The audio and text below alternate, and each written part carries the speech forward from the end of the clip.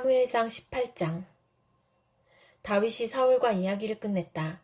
그 뒤에 요나단은 다윗에게 마음이 끌려 마치 제 목숨을 아끼듯 다윗을 아끼는 마음이 생겼다. 사울은 그날로 다윗을 자기와 함께 머무르게 하고 다시 아버지의 집으로 돌아가지 못하게 하였다. 요나단은 제 목숨을 아끼듯이 다윗을 아끼어 그와 가까운 친구로 지내기로 굳게 언약을 맺고 자기가 입고 있던 겉옷을 벗어서 다윗에게 주고 칼과 활과 허리띠까지 모두 다윗에게 주었다. 다윗은 사울이 어떤 임무를 주어서 보내든지 맡은 일을 잘 해냈다. 그래서 사울은 다윗을 장군으로 임명하였다. 온 백성은 물론 사울의 신하들까지도 그 일을 마땅하게 여겼다. 다윗이 블레셋 사람을 쳐 죽이고 군인들과 함께 돌아올 때에 이스라엘의 모든 성읍에서 여인들이 소구와 꽹과리를 들고 나와서 노래하고 춤추고 환호성을 지르면서 사울 왕을 환영하였다. 이때 여인들이 춤을 추면서 노래를 불렀다. 사울은 수천 명을 죽이고 다윗은 수만 명을 죽였다. 이 말에 사울은 몹시 언짢았다. 생각할수록 화가 치밀어 올랐다. 사람들이 다윗에게는 수만 명을 돌리고 나에게는 수천 명만을 돌렸으니 이제 그에게 더 돌아갈 것은 이 왕의 자리밖에 없겠군 하고 투덜거렸다. 그날부터 사울은 다윗을 시기하고 의심하기 시작하였다. 바로 그 다음날 하나님이 보내신 악한 영이 사울에게 내리덮치자 사울은 궁궐에서 미친 듯이 헛소리를 질렀다. 다윗은 여느 날과 같이 수금을 탔다. 그때의 사울은 창을 가지고 있었는데 그가 갑자기 다윗을 벽에 박아버리겠다고 하면서 다윗에게 창을 던졌다. 다윗은 사울 앞에서 2번이나 몸을 피하였다. 주님께서 자기를 떠나 다윗과 함께 계시는 것을 안 사울은 다윗이 두려워졌다. 그리하여 사울은 다윗을 천부장으로 임명하여 자기 곁에서 떠나게 하였다. 다윗은 부대를 이끌고 출전하였다. 주님께서 그와 함께 계셨기 때문에 어디를 가든지 그는 항상 이겼다. 다윗이 이렇게 큰 승리를 거두니 사울은 그것을 보고 다윗을 매우 두려워하였다. 그러나 온 이스라엘과 유다는 다윗이 늘 앞장서서 싸움터에 나가는 것을 보고 모두 그를 좋아하였다. 사울은 자기의 손으로 다윗을 직접 죽이지 않고 블레셋 사람의 손에 죽게 하려고 마음먹고 다윗에게 말하였다. 내가 데리고 있는 나의 맏딸 메랍을 너의 아내로 줄 터이니 너는 먼저 주님께서 앞장서서 싸우시는 주님의 싸움을 싸워서 내가 정말 용사인 것을 나에게 보여라.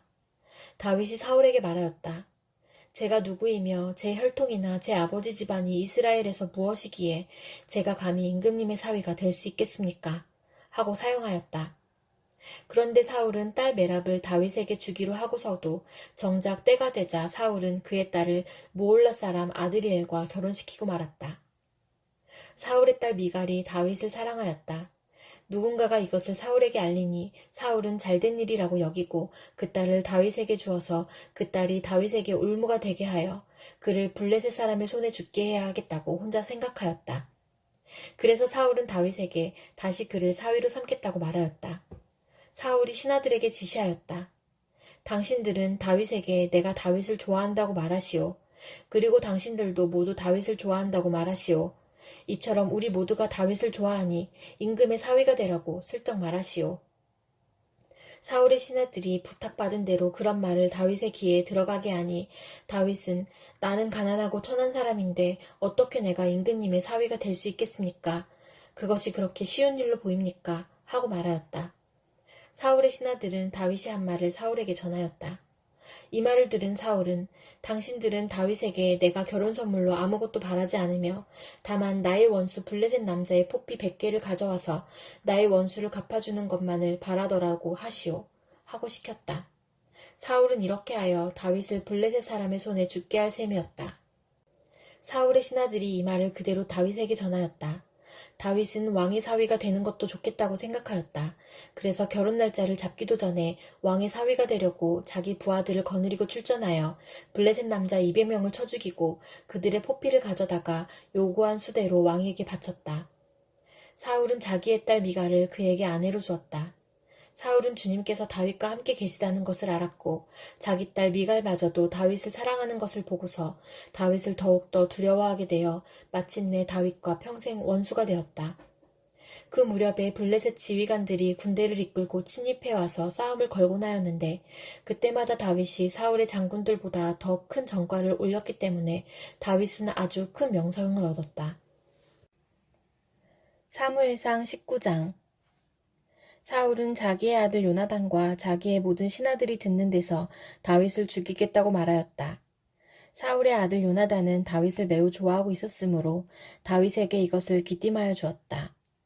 나의 아버지 사울이 자네를 죽이려 하니 나의 말을 듣게. 자네는 내일 아침 일찍 몸을 피하여 외진 곳으로 가서 숨어 있게. 자네가 숨어 있는 들로 아버지를 모시고 나가서 내가 아버지 곁에 붙어 다니다가 기회를 보아 자네 일을 아버지께 여쭈어 보고 거기에서 있었던 일을 내가 곧 자네에게 알려주겠네. 요나단은 아버지 사울 앞에서 다윗의 좋은 점들을 이야기하였다. 그는 사울에게 말하였다. 아버지께서는 아버지의 신하 다윗을 해치려고 하십니다만 이런 죄를 지으시면 안 됩니다. 다윗은 아버지께 죄를 지은 일이 없습니다. 오히려 다윗은 아버지를 도와서 아주 좋은 일들만 했습니다. 그는 자기 목숨을 아끼지 않고 블레셋 장군을 쳐 죽였고 그래서 주님께서 온 이스라엘에게 이렇게 큰 승리를 안겨주셨습니다. 아버지께서도 그것을 직접 보고 기뻐하셨습니다. 그런데 지금 무엇 때문에 이유도 없이 다윗을 죽여 죄 없는 피를 흘려 죄를 지으려고 하십니까? 사울이 요나단의 말을 듣고 맹세하였다. 그래, 주님께서 확실히 살아계심을 두고 맹세하마 내가 결코 다윗을 죽이지 않겠다. 요나단이 다윗을 불러다가 이 모든 일을 알려주고 나서 다윗을 사울에게 데리고 가서 전처럼 왕을 모시게 하였다. 또 전쟁이 일어나니 다윗은 출전하여 블레셋 사람들과 싸웠다. 다윗이 그들을 쳐서 크게 무찌르니 블레셋 사람들이 다윗 앞에서 도망쳤다. 그런데 사울이 창을 들고 궁중에 앉아있을 때에 주님께서 보내신 악한 영이 또 사울을 강하게 사로잡았다.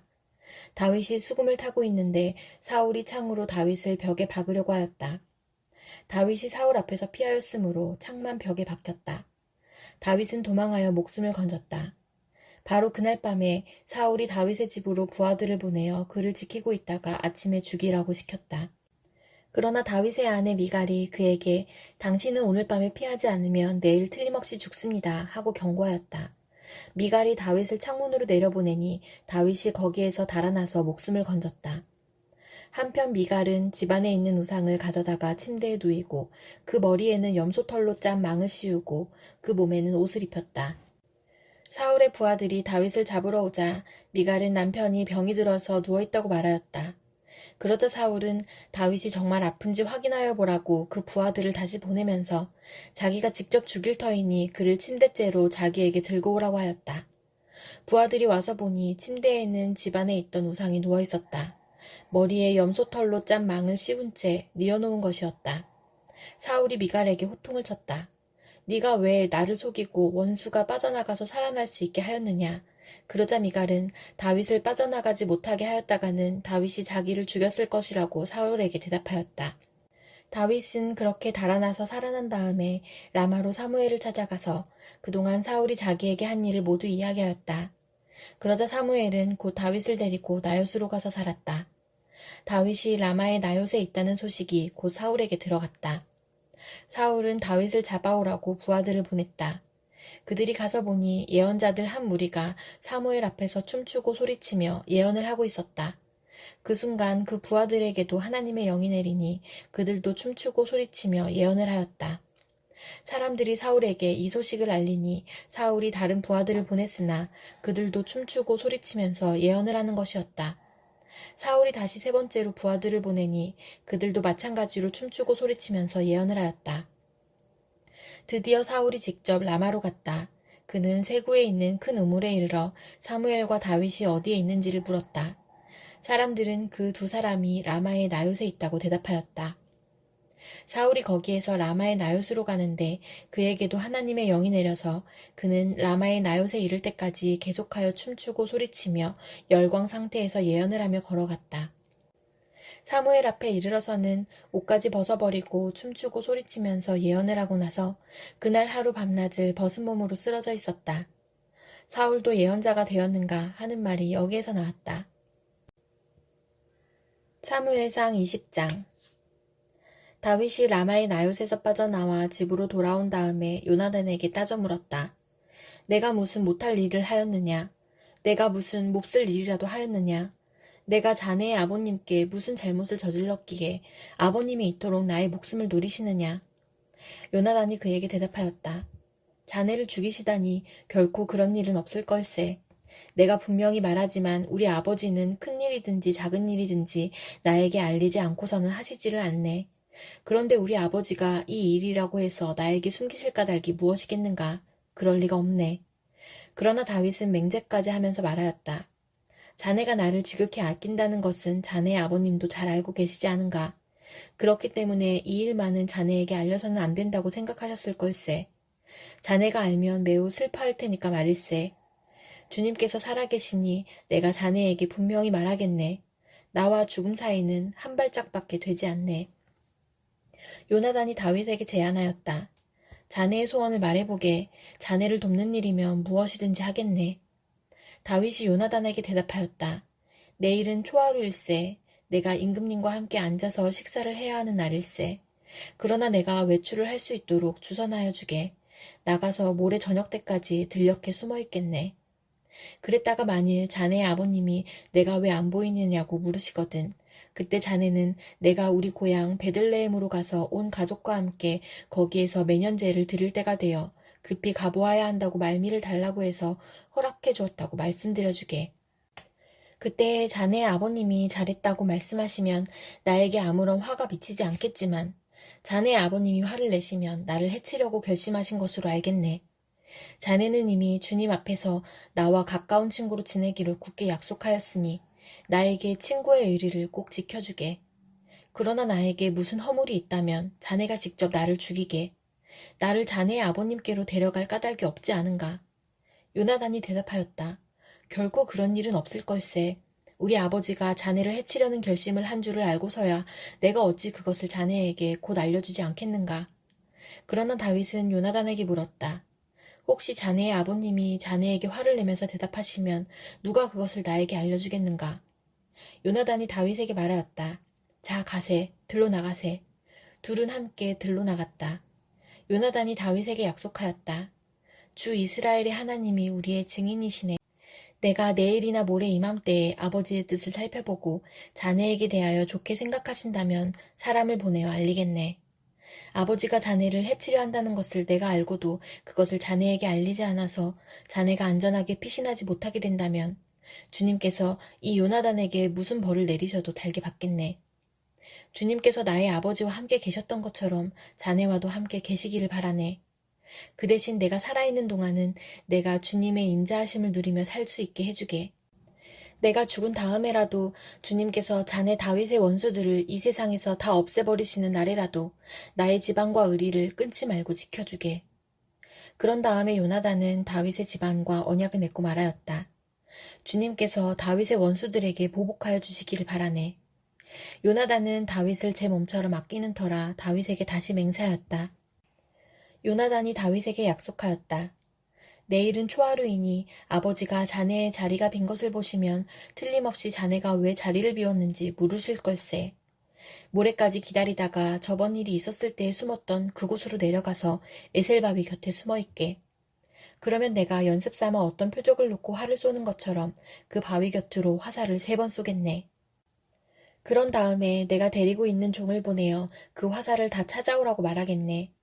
그때에 내가 그 종에게 큰 소리로 너무 멀리 갔다. 이쪽으로 오면서 다 주워오너라 하고 말하면 주님께서 살아계심을 걸고 맹세하겠네. 자네에게는 아무 일도 없을 것이니 안심하고 나오게. 그러나 내가 그 종에게 아직 더 가야 된다. 화살은 더 먼 곳에 있다 하고 말하면 주님께서 자네를 멀리 보내시는 것이니 떠나가게. 오직 우리가 함께 약속한 말에 대해서는 주님께서 길이길이 자네와 나 사이에 증인이 되실 걸세. 이리하여 다윗은 들녘에 숨어 있었다. 초하루가 되었을 때 왕이 식사를 하려고 식탁에 앉았다. 왕이 언제나 하듯이 벽을 등진 자리에 앉자 요나단이 왕이 맞은 쪽에 앉았고 아브넬은 사울 곁에 앉았다. 다윗의 자리는 비어 있었다. 그런데도 그날은 사울이 아무 말도 하지 않았다. 사울은 다윗에게 뜻하지 않은 일이 생겨 몸이 부정을 타서 아직 깨끗하여지지 않았는가 하고 생각하였다. 그런데 초하루가 지난 다음 날, 곧 그 이튿날에도 다윗의 자리가 여전히 비어있는 것을 보고 사울이 자기 아들 요나단에게 물었다. 어째서 이새의 아들이 어제도 오늘도 식사하러 나오지 않느냐? 요나단이 사울에게 대답하였다.